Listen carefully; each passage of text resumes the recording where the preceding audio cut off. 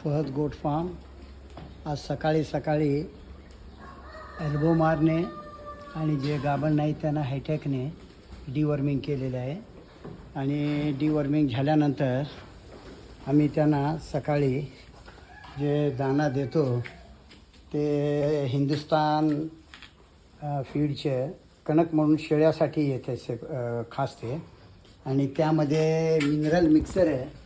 हे आम्ही mineral mixer mix करून ते दाना त्यांना आम्ही सकाळी दिले.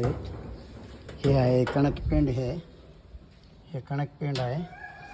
आणि हे आम्ही मिनरल मिक्सर आणि मका घेऊन आता हे मका आहे. कणकमध्ये मका मिक्स केलो, परत घेऊ मिक्स केलो, घेऊ मिक्स केलो. हे घेऊ आहे, ते घेऊ मिक्स करून सकाळी सगळ्या शेळ्यांना मिनरल मिक्सर, गहू, चणाचुन्नी, कणक हे सगळे मिक्स करून डिवर्मच्या नंतर 2.5 तासाने दिलेत मी.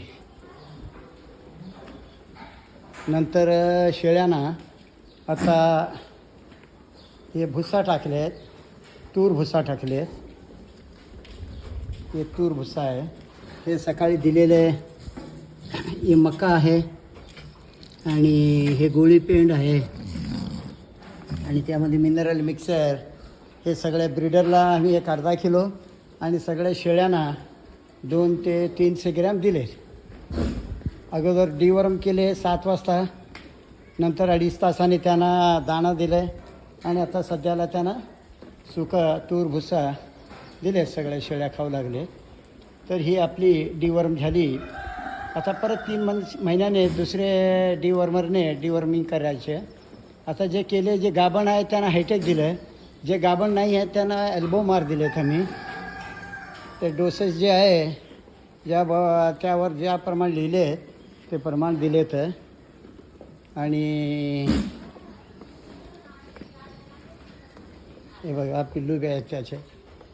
आणि हे सोडून ते सगळे आता खाऊ लागलेत. डिवर्मिंग करायचे असेल तर बोरची पिल्लं आहेत. सगळे बकरे आता सकाळी भुसा भुसकट आहे, तूर भुसा हे खाऊ लागले. हे डिवर्म झाली त्यांची. 3 महिन्यानंतर दुसऱ्या औषधाने परतून त्या औषधाने डिवर्म आम्ही करतो. हे फहद गोट फार्म आहे. हे शेळ्यांना इथून बाहेर सोडायला जागा बाहेर आहे. पाण्याचे टब आता भरले आहेत आणि सगळं बाहेर सोडल्यावर इथं बसायला त्यांना जगा आहे.